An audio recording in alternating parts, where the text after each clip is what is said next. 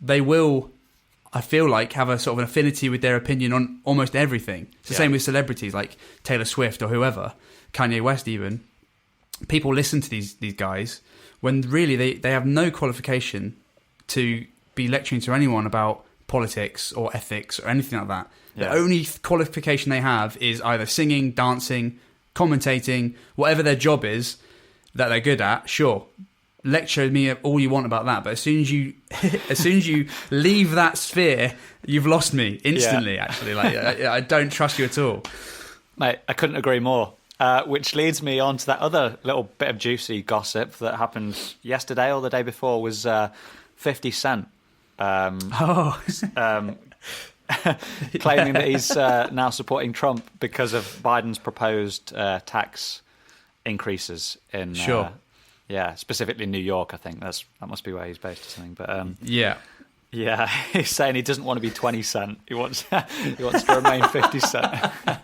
That's classic. That's so good. It is. I mean, it's interesting, isn't it? Because there aren't many sort of mainstream celebrities that like support their vocalize their support for Trump. So it's interesting that people are starting to do that. Yeah, I mean, I don't even think it's much of like Trump support. It's more Joe Biden, like just not liking Joe Biden so much that they're voting for Trump. It's Trump's not the easiest guy to like or vote for, really. I would say like there are some people that absolutely love him to death, but there's also he's a little bit harsh. Yeah, it's quite inflammatory. Very inflammatory, sort of rough around the edges. Doesn't make it easy to vote for him, but Biden is, again, just someone that nobody really wants. That's just the thing. So people aren't necessarily liking Trump, but they're moving away from Biden big time because of his policies and the fact that he's pandering so much and and a lot of other stuff, really. Yeah. So it's interesting to see celebrities come out in favour of Trump and stuff. And I don't know. If there's going to be like a serious topic and discussion about it, then that's fine. But at the same time, I just feel like even 50 Cent or Kanye and stuff, I don't know, just leave it to actual professionals and experts in the field, and we can then have a good discussion about it. It's kind of, I mean, celebrities will never stop talking about it. They think they know what's best and stuff, so fine. But there was actually an interesting video I saw by this guy called Thomas Sowell, who's like a old American economist. Right. Really cool guy, actually. I'm getting into him a lot. I've got an audiobook of his at the moment. And basically he was saying that, he was talking about intellectuals, but you can sort of apply this to like celebrities and stuff, that there's a lot of intellectuals that they get a big name in their sort of respective field, and then they get a lot of they get very popular from that, and then they start moving out of this sphere, and their popularity sort of follows them, and they carry that sort of that weight of being an intellectual, but actually they're completely outside of their zone of influence, but people are still giving them the light of day. So what was he was talking about? Oh gosh, I'm going to forget his name now. This is classic, isn't it? We're not even drunk. Trotsky, that's it. So we're talking about Trotsky, right? And he's a linguist, right? Specialist. And then he comes up with all these sort of like socialist ideas and like economic policies and all this kind of stuff, and cultural ideas. And, I'm not saying he's right or wrong, but people are seeing him as this sort of famous intellectual that knows what he's talking about, but his intellectual merit is in linguistics. Yeah. It's nothing to do with economies. It's nothing to do with cultural shifts and this kind of stuff. So why are we trusting this person more than we would someone who actually has a PhD in economics? You see what I'm saying? Yeah. So it works in all these spheres, and it's something that's just consistently going through. And he's this guy who's just said, listen, like, just because they're an intellectual doesn't mean they know everything about every subject ever. In fact, it means they probably don't. And definitely. He would say you got to trust more in the idea of collective knowledge in a big group of people. Like, he would rather trust a government with 1 million people running it, i.e. voting democracy, than he would 100 of the smartest people in the world. You want collective knowledge running stuff rather than a few smart people, is the idea. And that works with everything. Yeah, it's quite an interesting point. I just saw it the other day, and I just thought I'd bring it up to you because I just thought that was quite Yeah, definitely. Poignant, especially nowadays. Yeah, especially when there's obviously a lot of backlash, specifically with like referendum, when there's like a clear question, like the Brexit referendum. There's a clear question, and then there's obviously a lot of backlash because people say, "Oh, the general public don't know anything." For example, is something that was like thrown about quite a lot. So yeah, I don't know what my point is specifically, but I think what you're saying definitely refers to that sort of thing, doesn't it? Like maybe the general population do know a lot because of their collective knowledge, as opposed to like knowledge. One dictator just saying, "No, we're going to be in the EU," or "No, we're going to leave the EU." You know, it's like put this out to collective knowledge, collective common sense, and let's see what the country says. Yeah, for sure. I mean, because one person who's an intellectual that's extremely smart, right? I don't know. You can't really quantify it, but let's say is he as smart as just 10 average people that are the same age as him or her, and they've lived the same amount of time, obviously, and they've got experiences from different walks of life. This one smart person, can you accurately say that they know more and can make a better decision than these 10 people together?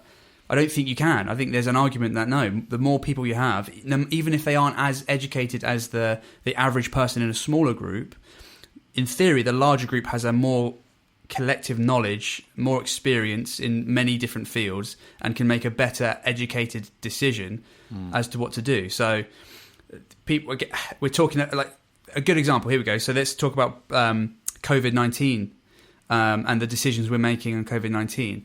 So a lot of people are using sort of people who are experts in viruses, experts in disease and this kind of stuff, which is obviously right to use them because it's the virus that we're struggling with. But we are sort of almost solely using them. Yeah. They know nothing about running a country. They don't know anything about economies. They don't know anything about mental health. Yeah. So why aren't we also having economists and psychiatrists and these other experts in their field that make a massive difference? Why aren't we also talking to them and letting them help us to make these decisions? We aren't, for some reason, or not that I can see. That's a massive... We're putting too much power into too few people, which is just the classic issue that libertarians always try and fight. We're trying to get rid of a small amount of people running everything. We want as many people... You want the power to drip down to as many people as you can, and they generally make better decisions. So anyway, yeah, definitely. That's the importance of politicians, isn't it? I know politicians often get a very bad rap, and and often for very good reasons. But like, it's their job, in theory, if they're doing it to the best of their abilities, is to sort of collate this information from civil servants and experts and people who've got PhDs in these various things, take their expertise, organise it all, and come up with a plan that's best for running a country, basically. Yeah. So yeah, I agree with you. At the moment, it seems like that's not being done, but maybe that's just a perception we're getting, or maybe it's true. But yeah, it's interesting. I don't know. There could be behind the scenes more experts being considered than we know, and I'm sure there are definitely economic experts being asked for sure. But in terms of the people they sort of roll out in front of the TV every week with like updates and stuff, it's generally the virus specialists and not other people. But there are other issues that are going on. Here's a question for you then: is an MP, so a member of parliament, are they representative of their constituents, or do the constituents vote them in and they have to? They're voted in under their own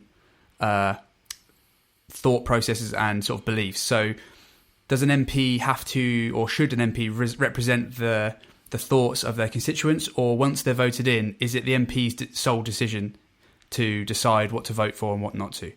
Does that make sense? Yeah, definitely. I believe... I don't know what the sort of the fine print says about their specific roles, but I believe that they should represent what the people in their constituency want, regardless of whether they themselves believe that or not. Which is why they take letters from, why people say, write to your MP, tell them what you want, because that's their job to relay that then to the government. Obviously, they have their sort of manifesto, don't they? And they go around when they're trying to get voted in, telling people what they would do. So in theory, they're already when they win, they're already there because they are representing what the majority of the people in the constituency want. But then, obviously, there's lots of nitty-gritty little things then that come up, especially things like COVID, where we all, the Conservatives, for example, won by a landslide in November, but nobody had heard of COVID-19 by then. So it's like we didn't know what their policy was on that. There were no opposing policies from the Labour Party or anything like that. So I think that's a prime example of when people should say, right, okay, we don't necessarily agree with what your government is doing right now on COVID-19. Therefore, we would like X, Y, and Z. So I think if then the MP realises that they're getting lots of letters saying, oh, then the constituents aren't happy, the MP, it is then their job to go to Parliament and say, my constituents aren't happy with this. I'm going to vote in a way that represents all these letters that I'm getting, basically. Yeah. I don't know what the official wording is, but that's my opinion of what an MP should do. Yeah, I think I agree totally. Yeah, I think that is interesting. I don't know whether we've actually got it. We don't have a written constitution. I think it's like it's a verbal, very old school way of running a country where we've got all these sort of like obviously laws that have been passed, and then obviously high court decisions that set precedent going forward, but nothing like in America where you've got this very like strict. This is how the country works. These are the rules. These are the amendments. Yeah. And you can amend it and add things to it or take things away from it, but at least it's sort of written down and like everything tends to run by the Constitution, Ours is a little bit more fluid. So I don't know whether there is actually like I could be wrong there, but I don't think there is a written down sort of set rule of how an MP should act. Because obviously that came up with Brexit, there was MPs where constituents voted to leave, but they voted to stay. Yeah, if that makes sense. So in the referendum, they had a direct result in their constituency. 60% of the people voted in the referendum to leave, but that MP still wanted to stay, and there was a big constitutional discrepancy crisis there. Okay, well, fine, but what is an MP's role? Yeah. Do you trust? Are you voting people in that you trust to make the right decision, or are you voting people in that are supposed to change their decisions depending on what their constituents want? It's a really interesting one. I don't know what the right answer is, whether there is a nice, easy right answer there. But they've got to represent the people, surely. Otherwise, there's no point. Otherwise, then you've got to wait another 4 years or 5 years or however long it is until you get asked again at a general election. So what, you've only got one say on a whole range of topics once every 4 years. Yeah. It's like, no, that's I think they've got to represent the people, surely. I mean, and there were several examples of other constituencies, weren't there, where the opposite happened, where the people voted 51% to remain, but the MP still voted leave. And it's like, or at least, they can vote however they want in their own, when they're casting their own ballot. But when it comes to them backing bills or opposing bills, then they've got to represent the constituency, in my opinion. Or otherwise, what's the point of them? Otherwise, they're just representing their own views. Yeah, I think I agree for sure. I guess the issue comes how do you, obviously with Brexit, it was kind of easy because we had a referendum on it. So how do you sort of poll your constituents on specific issues that maybe did come up before an election, so they're not sort of written down and handed to you? So yeah, I don't know. It's interesting. It's I don't know. I just it's interesting sort of to think about and what's the best way to run a country and stuff. I think there's a lot of people are thinking about that. There's a lot of people wanting to completely uproot our current system and change it. So I don't know, which I don't agree with, but I'm just there's always ways of tweaking with stuff, I guess, to make it fairer.